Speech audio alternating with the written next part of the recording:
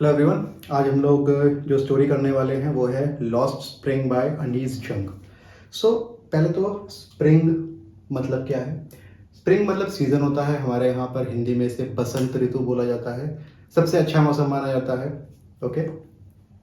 सो ये कहानी है एक दो ऐसे बच्चों की जिनका बचपन किसी भी इंसान के बचपन को उसके बसंत की तरह बोला जाता है। वो केयर फ्री होते हैं, वो बढ़ रहे होते हैं, ग्रो कर रहे होते हैं, उन्हें किसी चीज़ की चिंता नहीं होती, उन्हें कुछ पता नहीं होता, वो बस खेलते हैं, कूदते हैं और ग्रो करते हैं। दो ऐसे बच्चों के बारे में है जिनका बचपन कहीं खो गया। किस में खो गया? गरीबी में, और उस गरीबी से बाहर निकलने या फिर सर्वाइव करने के लिए। ओके। ये कहानी है, लिखी है अनीस जंग ने। अनीस जंग के बारे में पहले कुछ जान लेते हैं। अनीस जंग का जन्म हुआ था 15 दिसंबर 1944 को राउरकेला, भारत के राउरकेला नाम के शहर में। इन्होंने फिर उसके बाद अपनी एजुकेशन ये हैदराबाद में पली बड़ी, वहाँ से इन्होंने एजुकेशन ली। कुछ एजुकेशन इन्होंने यूएसए से ली। उसके बाद इन्होंने एक बुक लिखी थी 1987 में जिसका नाम था अनवेलिंग इंडिया। ये 1987 में पब्लिश हुई थी। ये बेसिकली भारतीय औरतों के बारे में कहानी थी जो पर्दे के पीछे रहती हैं, खासकर मुस्लिम महिलाएं। तो वहाँ से इनको काफ़ी फेम मिला था। अब हम स्टार्ट करते हैं कहानी। कहानी दो बच्चों की है तो दो अलग अलग हिस्सों में है। ओके। पहला हिस्सा है समटाइम्स आई फाइंड अ रूपी इन द गार्बेज। कभी कभी मुझे कचरे में पैसे मिलते हैं। तो यहाँ पर जो राइटर है उनको एक लड़का दिखाई देता है जो आपने देखा होगा, अक्सर कुछ बच्चे होते हैं जो कचरा बीनते हैं, बोरा होता है, वो ऑफिशियली कचरा इकट्ठा करने वाले नहीं होते, वो कचरे में से जो उनके काम की चीज़ें होती हैं वो बीन रहे होते हैं। पैरों में जूते नहीं होते, कपड़े फटे होते हैं, बहुत ही पुराने मैले कपड़े होते हैं। ऐसे ही एक बच्चे को वो पकड़ती है। ओके। और उससे पूछती है कि तुम ये क्यों करते हो? तो लड़का जवाब देता है कि मेरे पास और कुछ करने के लिए नहीं है तो मैं क्या करूँ। तो राइटर पूछती है तुम स्कूल क्यों नहीं जाते? बोले यहाँ आसपास कोई भी स्कूल नहीं है। तो राइटर बोलती है कि अगर मैं स्कूल खोलूँ तो उसमें तुम आओगे? वो बच्चा बोलता है हाँ ज़रूर आऊँगा। कुछ दिनों बाद वो बच्चा राइटर को देख के दौड़ता हुआ आता है, कहता है आपका स्कूल खुल गया। वो थोड़ा शॉक हो जाती है कि बच्चे को अभी तक याद है कि उसने उसे स्कूल खोलने के बारे में कहा था, लेकिन स्कूल खोलना इतना आसान नहीं होता किसी के लिए भी। उसके लिए भी नहीं था, उसने भी ऐसे ही बोल दिया था, शायद उसका भी इंटेंशन नहीं था राइटर का कि वो एक्चुअली में स्कूल खोलेगी। तो वो थोड़ा सा एम्बेरस हो जाती है। वो बच्चे को बोलती है कि बेटा स्कूल खोलना इतना भी आसान नहीं है, उसमें बहुत ज़्यादा टाइम लगता है। और फिर वो सोचती है कि क्या वो बच्चे को वो झूठी फॉल्स होप दे करके कहीं बहुत ज़्यादा गलत तो नहीं कर रही। ओके। तो फिर वो उससे पूछती है तुम्हारा नाम क्या है? वो अपना नाम बताता है साहिब आलम। साहिब आलम का मतलब है, साहिब का मतलब है, इसको बोल सकते हैं king of universe, Prince of universe. Okay. तो वो सोचती है कि इसका नाम कितना अजीब है, अगर इसको अपने नाम का पता चलेगा तो इसको यकीन ही नहीं होगा कि इसका नाम ये यूनिवर्स का किंग है, जबकि ये तो शायद अपने घर में भी कहीं प्रिंस की तरह से नहीं ट्रीट होता है। ओके। तो फिर इस तरह से वो बातें करती है, बच्चे से पूछती है तुमने चप्पल क्यों नहीं पहनी? तो वो बोलता है मेरी माँ बोलती है कि चप्पल जो है वो शेल्फ के ऊपर रखी हुई है और उसे उतारना मना है।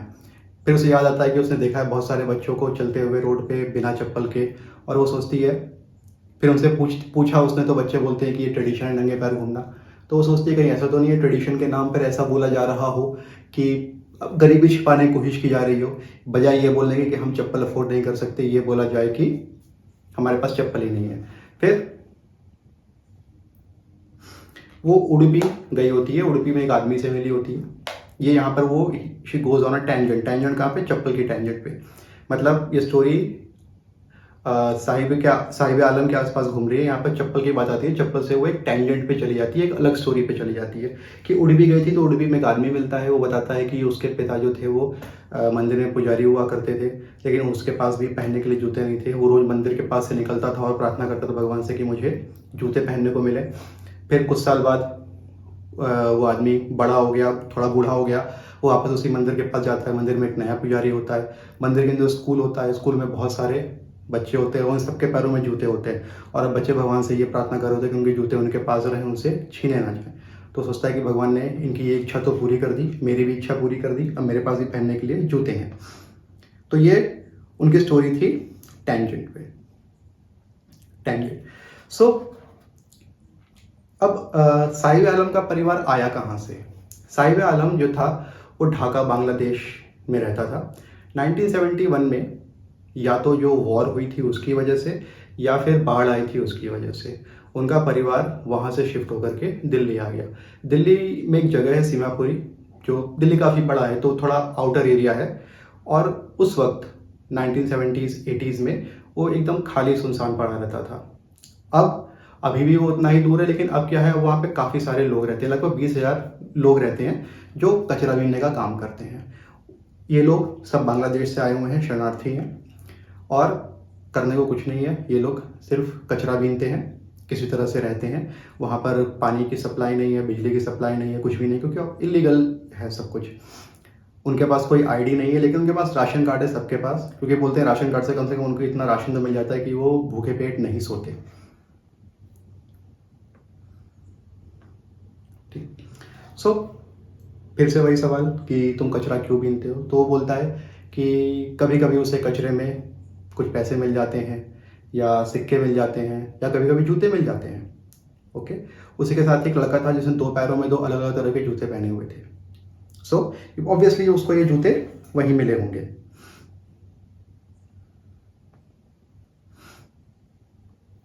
सो एक बार कुछ दिनों बाद की बात है, ठंड का मौसम आ गया, तो एक टेनिस क्लब था। टेनिस क्लब के बाहर उसको साहिब आलम दिखाई दिया, जो अंदर झांक रहा था। 2 आदमी टेनिस खेल रहे थे, उनको देख रहा था, और उसके पैर में टेनिस के जूते थे जो बहुत अजीब लग रहे थे। कपड़े उसके पुराने फटे हुए थे, लेकिन टेनिस के जूते उसके हिसाब से काफ़ी अच्छे थे। तो राइटर उसके पास जाती है, तो वो जूतों को देख के बोलता है कि मुझे यहाँ से किसी ने दिए। जब अंदर कोई नहीं खेल रहा होता तो जो गेट कीपर है वो उसे अंदर जाने देता है, अंदर जाकर के उसको झूलों पे झूलने देता है, और इससे उसे काफ़ी खुशी मिलती है। तो वो जूतों के बारे में सोचने लगती है फिर से कि जूते किसी ऐसे बच्चे के रहे होंगे जिसने इन्हें पहनने से मना कर दिया, कि शायद उनमें कोई छेद हो गया। लेकिन ऐसे बच्चे के लिए जिसको कभी जूते पहनने के लिए नहीं मिले, उसके लिए छेद वाले जूते भी बहुत बड़ी बात थी।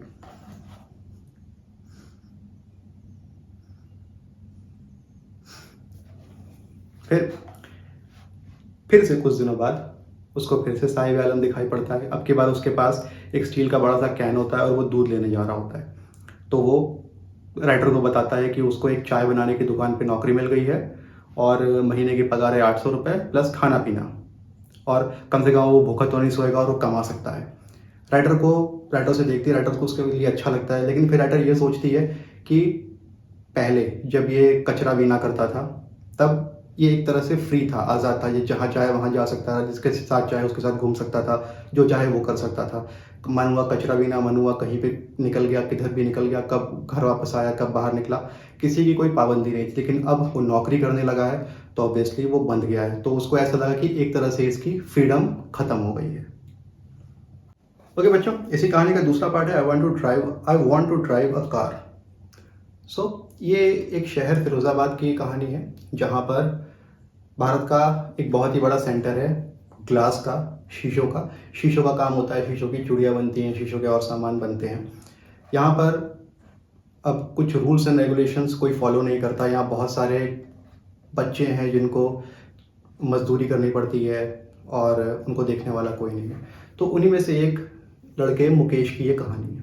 राइटर मुकेश से मिलती है। मुकेश बोलता है कि वो एक कार मैकेनिक बनना चाहता है। तो अब राइटर से पूछती है अभी क्या करते हो? तो अभी तो वो और उसका पूरा परिवार चूड़ी बनाने का काम करता है। अब चूड़ी बनाने का काम जो है वो काफ़ी डिफ़िकल्ट काम है। फर्नेस के सामने बैठना पड़ता है, वहाँ पर काम करना पड़ता है। लगातार फर्नेस में देखने से बच्चों की आंखें चली जाती हैं। बहुत सारे ग्लास वर्कर्स हैं जिनकी आंखें चली गई हैं, इनकी आंखों की रोशनी चली गई कंटिन्यूअस अंधेरे से अचानक तेज़ रोशनी में देखने की वजह से। कईयों को सांस की बीमारी हो गई है पॉलिश लगाने की वजह से, और बहुत कुछ। तो यहाँ पर बहुत सारे बाल मजदूर काम करते हैं जो इलीगल तो है, मगर इनको इन्फोर्स करने वाला कोई भी नहीं है। सो हमारी राइटर मुकेश के साथ उसके घर पे जाती है। मुकेश का घर ऐसे ही किसी झुग्गी झोपड़ी में है। वो बताती है कि रास्ते में जाती है तो नालियाँ हैं जो जाम पड़ी हैं, उनमें से बदबू आ रही है। घर ऐसे हैं जहाँ पर इंसान और जानवर एक साथ रह रहे हैं, ठुसे हुए हैं, किसी के दरवाजे हैं, किसी के नहीं हैं, खिड़कियाँ वगैरह। इसी तरह से वो मुकेश के घर पहुंचती है। तो मुकेश का घर एक मिट्टी का घर है और ऊपर टिन का जो पतरा लगा होता है वो है। उसके घर के अंदर जाती है राइटर।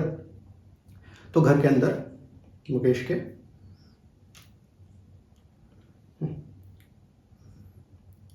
हाँ,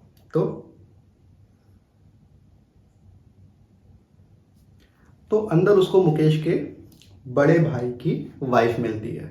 बड़े भाई की वाइफ, घर की बहू, वो कम उम्र में ही उसको बहुत सारी रिस्पॉन्सिबिलिटीज़ मिल गई हैं। वो 3-3 आदमियों को संभालती है, मुकेश के बड़े भाई को संभालती है, मुकेश को संभालती है, मुकेश के पापा को संभालती है। तो घर की बड़ी बहू की उसको उपाधि मिल गई है। फिर कुछ देर बाद मुकेश के पापा आते हैं तो वो घूंघट कर लेती है, जैसा कि ट्रेडिशन है कि घर में कोई भी बड़ा आता है तो औरतें घूंघट कर लेती हैं। फिर वो मुकेश की दादी से भी बात करती है। दादी जो थी मुकेश की, उनके पति यानी मुकेश के दादा की आंखें चली गई थी ऐसे किसी फर्नेस में काम करते हुए। तो मुकेश की दादी से बात करती हैं। मुकेश की दादी बोलती है कि यही उसका कर्म है, यही उसकी किस्मत है, तो क्या कर सकते हैं। आखिरकार हम लोग उस परिवार से हैं, उन परिवारों में से हैं जिनको काम ही यही आता है, चूड़ी बनाना। तो हम नया काम तो कैसे कर सकते हैं। कैसे कैसे करके बच्चों को पढ़ाया, मगर उतना ही पढ़ा पाए जितना हमको आता था, यानी क्या आता था, चूड़ियाँ बनाना। तो घर में हर कोई जो भी है वो चूड़ियाँ ही बनाता है। कम से कम मेरे पति ने चूड़ियाँ बना करके एक घर तो बना लिया, नहीं तो बहुत सारे लोगों के पास घर भी नहीं है। फिर राइटर सोचती है कि इनके पास घर है, खाने को खाना है, बहुत सारे लोगों के पास तो घर भी नहीं होता रहने के लिए, तो शायद हो सकता है ये उनसे थोड़ा बेटर कंडीशन में हो। लेकिन दादी बोलती है कि हम इतने साल हो गए, हमने आज तक एक बार भी भर पेट खाना नहीं खाया, हमेशा आधा पेट ही खाना खाया है। और हम लोग जो भी पैसा होता है वो किसी सूदखोर से, जो सूद पे पैसे देते हैं, उनसे बहुत ही ज़्यादा इंटरेस्ट रेट पे पैसे लेकर के फिर कच्चा माल खरीद के हम लोग चूड़ियाँ बनाते हैं, फिर मार्केट में बेचते हैं। इतना ही पैसा होता है कि पैसा वापस कर सकें और थोड़ा बहुत खा सकें। तो वो उनको सजेस्ट करते हैं कि तुम लोग कोई कोऑपरेटिव क्यों नहीं बनाते, कि कोऑपरेटिव बनाओ, पैसा इकट्ठा करो और एक दूसरे को कम इंटरेस्ट रेट में या बिल्कुल भी इंटरेस्ट रेट नहीं हो उसमें तुम लोग लोन दो, एक दूसरे की हेल्प करो। तो उसकी दादी बोलती है कि ये काम कौन करेगा, अगर हम लोग मिलकर के कोई यूनियन बनाएंगे, इस तरह का कोई कोऑपरेटिव बनाएंगे, तो वो लोग हैं जो हमारे ऊपर हैं, चाहे वो पॉलिटिशियंस हो, चाहे वो बिजनेसमैन हो जिनके चूड़े के कारखाने, या पुलिस वाले हो, ये सब हम लोग को पे झूठे केस लगाएंगे, हम लोगों को परेशान करेंगे, हम लोग को जीने नहीं देंगे। फिर वो सोचती है कि ये बात भी सही है, और हो सकता है ये बात भी सही हो कि इनके पास कोई लीडर नहीं है जो इनको लीड कर सके, जो इनको प्रॉपर रास्ता दिखा सके, यहाँ से इनको बाहर निकाल सके। और हो सकता है मुकेश के फ्यूचर में भी यही लिखा हो करने के लिए। ओके,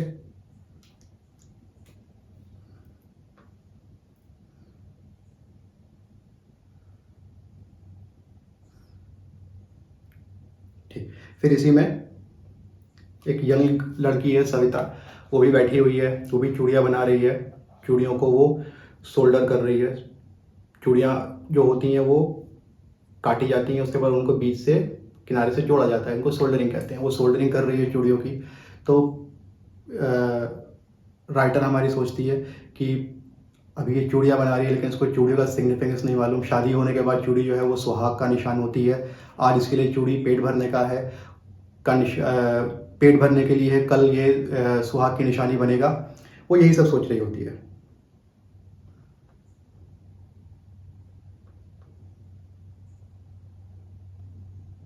तो इन दो कहानियों से क्या पता चलता है कि गरीबी की वजह से बहुत सारे बच्चे हैं जो अपना बचपन एक्चुअली में नहीं देख पाए। उनको वहाँ से बाहर निकलने का अभी कोई रास्ता नहीं है। गवर्नमेंट की स्कीम्स तो है, मगर वो स्कीम लागू कौन करेगा, अप्लाई कौन करेगा। जो अप्लाई करने के लिए बैठे हैं वही लोग उनको एक्सप्लॉइट कर रहे हैं। हाई इंटरेस्ट रेट पे जो साहूकार है वो उनको लोन देते हैं। पुलिस वाले एक्सप्लॉइट करते हैं, पॉलिटिशियन एक्सप्लॉइट करते हैं, जिस फैक्ट्री में वो लोग काम करते हैं वहाँ पे एक्सप्लॉइट होते हैं, इस तरह से। तो कैसे कैसे बाहर आए इस गरीबी से। तो गरीबी में जो उनका बचपन खो गया है, ये लॉस्ट स्प्रिंग इसी बात को सिग्निफाई करता है। दो बच्चे हैं, एक मुकेश और एक साहिब आलम। बच्चों, अगर आप लोगों को मेरे वीडियोस पसंद आ रहे हैं तो प्लीज़ उनको लाइक करिए, उनको अपने दोस्तों के साथ शेयर करिए, अपने सीनियर्स के साथ शेयर करिए, अपने जूनियर्स के साथ शेयर कीजिए। मैं क्लास 9 to 12 मैथमेटिक्स का पूरे का पूरा कोर्स बनाने वाला हूँ, एनसीईआरटी के सारे क्वेश्चंस प्लस 11-12 जेडब्ल्यू मेंस और एडवांस के थ्योरी प्लस पीवाईक्यूज प्लस मैंने स्टार्ट किया है 9 to 12 इंग्लिश। ओके, सो आपके सीनियर्स हैं, आपके जूनियर्स हैं, जो भी हैं, आप उनको प्लीज़ वीडियो शेयर कीजिए। जितने ज़्यादा सब्सक्राइबर होंगे मुझे उतनी ज़्यादा हेल्प मिलेगी, मैं उतने ज़्यादा वीडियोस बना पाऊंगा, क्योंकि कोर्स काफ़ी ज़्यादा है, 4 क्लासेस का, 2 सब्जेक्ट प्लस जेडब्ल्यू मेंस एंड एडवांस। सो उसमें काफ़ी मेहनत लगती है, तो प्लीज़ आपके सब्सक्राइब करने से मुझे काफ़ी हेल्प हो जाएगी।